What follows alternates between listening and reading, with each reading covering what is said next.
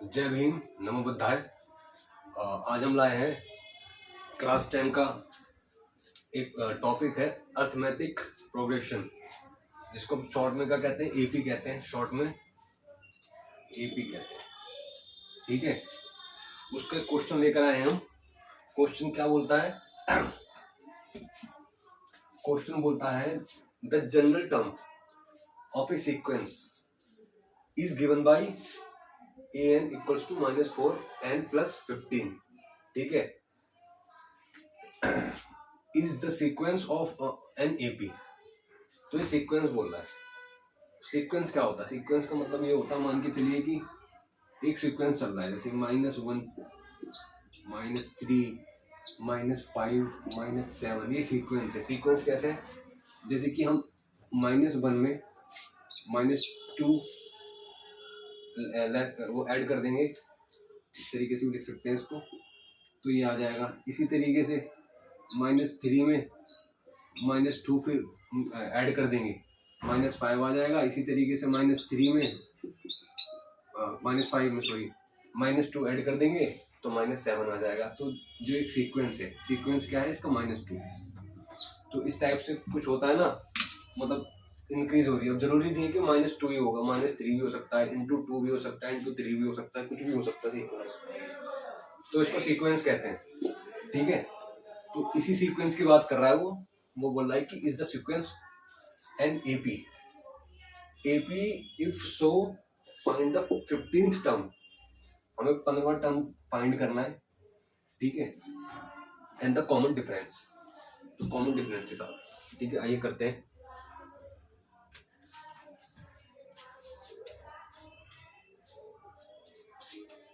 देखिए, the general term of a sequence, the general term, ठीक है। The general term of a sequence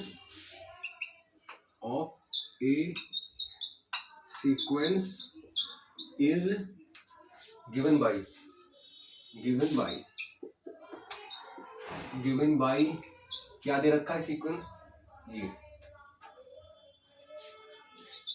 n equals to -4n + 15, ठीक है। अब हम क्या लिख सकते हैं? ये हम ऐसे लिख सकते हैं कि ये जो सीक्वेंस है, जो जिसके जनरल टर्म है, an equals to -4n = 15 is A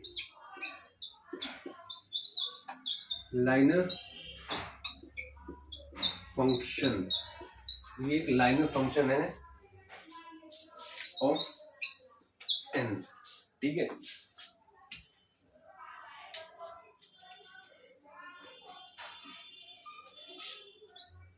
it is a form of an equals to dan + c, ठीक है। लाइनर फंक्शन है जहां पर d क्या होगा? कांस्टेंट होगा। d, ये d है, कांस्टेंट है। Where the d is constant, ठीक है। ये कांस्टेंट है, ये हो गया है ना।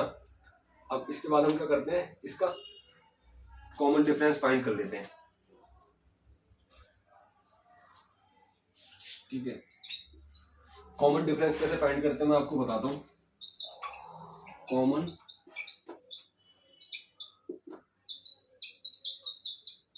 डिफरेंस, ठीक है। इसका एक फॉर्मूला होता है d an + 1 - an, ठीक है। ये इसका फॉर्मूला है। तो जहां पर ये an है ना, यहाँ पर n + 1 की वैल्यू पुट करते हैं, ठीक है। नॉर्मली आइए इसको फाइंड करते हैं पहले। जैसे कि मान के चलिए an + 1 कितना था? -4। n की जगह क्या लिख देंगे?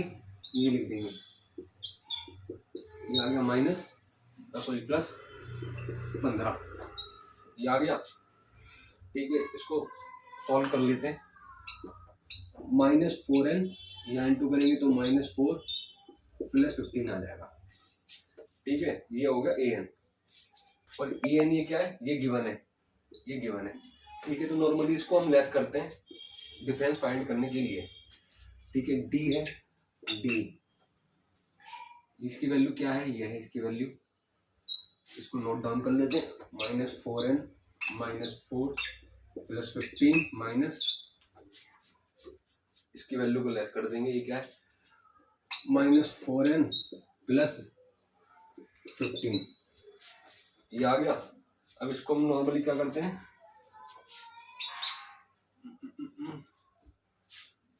-4n -4 + 15 plus minus plus 4n plus minus minus, तो ये प्लस की वैल्यू है, माइनस है, ये कट गए, ये +15 है, ये -15 है, तो डिफरेंस क्या आ गया इसका, -4।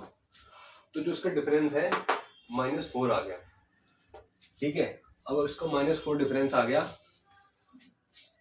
तो मतलब इसका जितना भी कॉमन डिफरेंस है -4 है, ठीक है। अब हम फाइंड क्या करते हैं, इसका 15 टर्म, तो 15 टर्म देख लेते हूँ किस तरीके से फाइंड करेंगे, बहुत ही इजी है। इसको मैं रब कर देता हूँ, आप इसका स्क्रीनशॉट भी ले सकते हैं, और आप वीडियो पॉज करके भी देख सकते हैं, रिवाइंड भी कर सकते हैं, और वीडियो को लाइक कर देना और कमेंट जरूर करना। आप इंगेजमेंट लाएंगे तो हमारी हौसला अफजाई रहेगी, तो हम और काम करने में मज़ा आएगा आपको, और पढ़ाने में मज़ा आएगा। तो आप ऐसी हौसला बना के रखिए अपना, और मेहनत करते रहिए, मैं भी मेहनत करूँगा। तो आइए an फाइंड करते हैं हम, an 15 फाइंड करना है, n की जगह नॉर्मली 15 लिख देंगे, +15, 15 चौके 60, माइनस की वैल्यू है +15 45, ठीक है, -45। तो नॉर्मली क्या हो गया, कॉमन हमने ऐसे लिख देंगे, नहीं लिख देता हूँ, the common difference of term is -4 and 15 term is, and 15th term is कितना है, -45। तो ये इसकी वैल्यू है, बहुत ही इजी क्वेश्चन है, ठीक है। तो आप इसको मतलब ये सीक्वेंस जो अर्थमेटिक प्रोग्रेशन होता है, बहुत इजी क्वेश्चन होते हैं, ज़्यादा डिफिकल्टी रहेंगी इसके अंदर। आप नॉर्मली प्रैक्टिस करेंगे तो भी अच्छे खासे मार्क्स स्कोर कर सकते हैं, और प्रैक्टिस ज़रूर करिए, स्क्रीनशॉट ले लीजिए इसका। और आप मुझे ये बताइए कि आप जो मतलब प्रैक्टिस करते हैं वो कितने घंटे प्रैक्टिस करते हैं, कमेंट बॉक्स में, और आपको मेरा कंटेंट कैसा लगता है।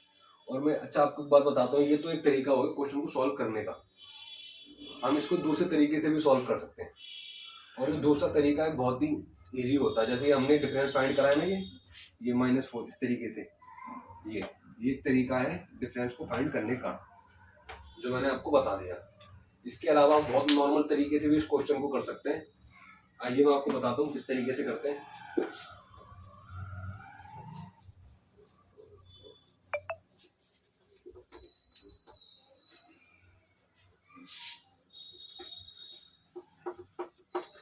तो ये डिफरेंस एक तो फॉर्मूला होता है जो नॉर्मली आप इस तरीके से करोगे तो ज़्यादा बेटर रहता है, लेकिन अगर आपको इसमें कंफ्यूजन हो तो आप उसको वेरीफाई भी कर सकते हो दूसरे तरीके से, जो मैं बताने वाला हूँ आप कैसे करेंगे उसको।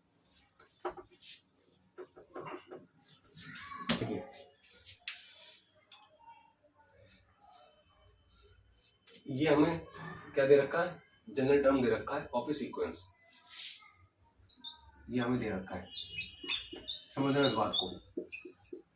अब हम इसको फाइंड करेंगे एक एक करके। डिफरेंस कैसे फाइंड करेंगे, हम इंटीजर के थ्रू फाइंड करेंगे, ठीक है। इंटीजर क्या होता है, 0 को अगर हम छोड़ दें तो उसके बाद जो 1 वैल्यू 2 3 4 5 6 7 8 ये हमारे इंटीजर्स होते हैं, ठीक है। तो 0 को तो हम फाइंड करेंगे नहीं, हम इंटीजर्स के थ्रू फाइंड करेंगे इसको। तो आइए इंटीजर्स के थ्रू फाइंड करते हैं। तो पहली वैल्यू हम ले लेते हैं 1। आइए, इफ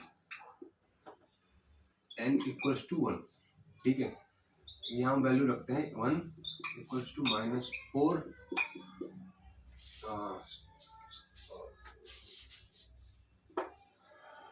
ये 1 की वैल्यू आएगी 1 + 15, सॉल्व करते हैं, -4 + 15 इक्वल्स टू 11।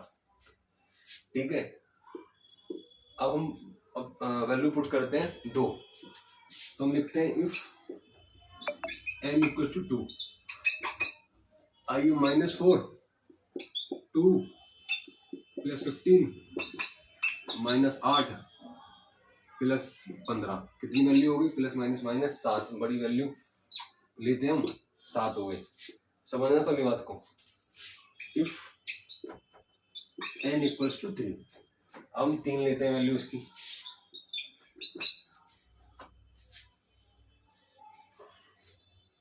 -4 × 3 + 15, ये -12 हो गया, + 15 हो गया, कितनी वैल्यू आ गई 3। तो अगर आप देखोगे तो जो इसका फर्स्ट टर्म है, फर्स्ट टर्म क्या है इसका, ऐसे 11, फिर उसके बाद क्या है, लेस हो गया मतलब 7, मतलब इन अगर हम इसको देखेंगे इस तरीके से, अगर मैं लिख दूं 11 7 3, तो उसमें नॉर्मली क्या कम हो रहा है, -4 घट गया इसमें से, -4 इसमें से कम हो गया। अब -4 अगर हम इसको कम करेंगे तो यहाँ पे बन जाएगा -1, यहाँ -1 की वैल्यू आएगी। तो हमने फाइंड कर लिया था -4 वैल्यू आ रहा था डिफरेंस। अब इसके बाद और लेस करेंगे, चौथा इंटीजर लेंगे तो -1 की वैल्यू आएगी, इसको हम फाइंड कर लेते हैं एक बार। If n equals to 4 a into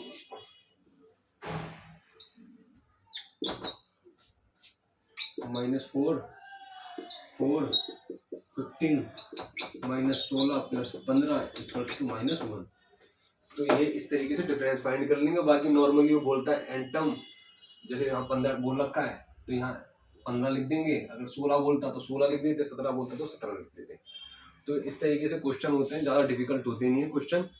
और मैं कंटेंट लाने की कोशिश करता हूँ अच्छे से अच्छा, ताकि मैं स्टेप बाय स्टेप आपको उस तरीके से समझा सकूँ जिससे मतलब हर बच्चा समझ सके, और आपकी हौसला अफजाई बना के रखने की कोशिश करता हूँ, ताकि आप मतलब जो इंटरेस्ट है मैथमेटिक्स का बना रहे। आप भी मेरी हौसला अफजाई कीजिए, और वीडियो को लाइक कमेंट शेयर कर दीजिए, चैनल सब्सक्राइब कर दीजिए, क्योंकि आपकी सब्सक्रिप्शन से हमको एक हौसला अफजाई मिलती है, जो हमें और आगे काम करने के लिए और बेहतर काम करने के लिए हमें प्रोत्साहित करती है चीज़ें। तो आप मैथमेटिक्स को प्रैक्टिस कीजिए, और इसी तरीके से मैं कंटेंट लाता रहूँगा। इसी के साथ जय भीम, नमो बुद्धाय।